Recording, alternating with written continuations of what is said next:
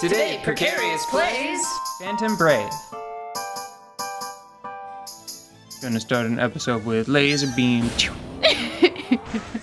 That's as good a way as any to start an episode.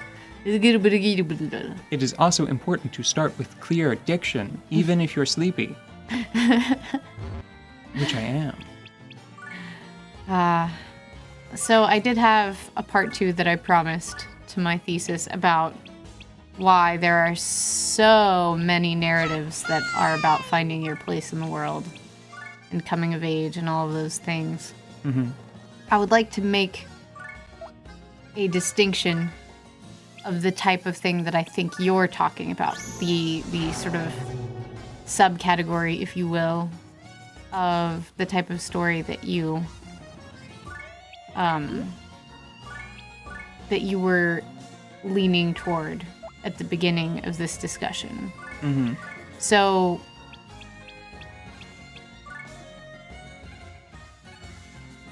stories about individuals that are outside of society trying to come to terms with everything around them. Or even just themselves. Yeah. But yeah. So you've got your regular old coming of age type tale, which is just a factor of being human and growing up in the world. Intentionally or otherwise, you will come up against friction and obstacles, some greater than others, and you will then muddle through like everyone does. That's not true, but continue. So... not to be too morbid, but I mean, just to very you will concisely... attempt to muddle through. Just to very concisely explain where I'm coming from and what I'm talking about. Uh-huh. I mean, suicide hotlines are an important resource still now for a reason. Yeah. So. All right, barring mental illness and buses, because it's kind of hard to muddle through, mortality problems. So mortality issues aside, the type of story I think you were alluding to is stories of misunderstood, precocious young people and having to deal with that particular situation. Not even that necessarily. The thing that I really was thinking about, it really did start and stop at, boy, a lot of people must be getting beaten up psychically, emotionally, if there's such a nuanced market for people overcoming social trauma, being excluded. Yeah.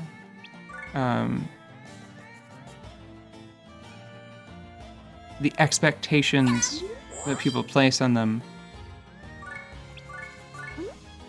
railing against that. Yeah.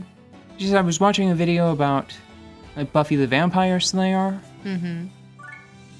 I was thinking about, and then in the same space of time, I was wondering when is My Hero Academia the next season? When is that coming out?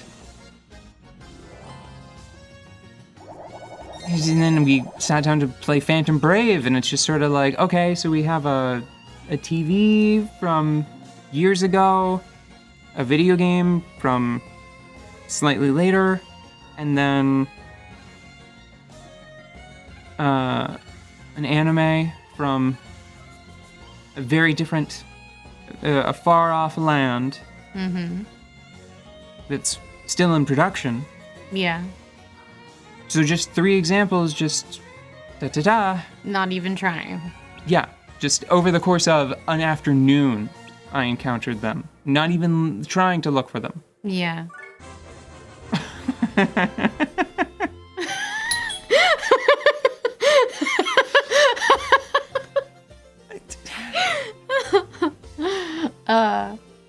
Well, I I mean, so then I think that I've already addressed your question a little bit. It's just part of being human. But the thing that I'm a little bit astounded by is all of the narratives of that style that also fall into the category of people who are exceptional in some way.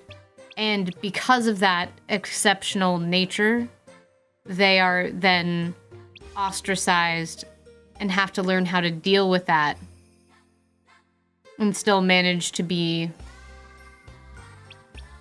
good, a good part of society, or find a way to communicate their difference in a way that many others can understand and adapt to.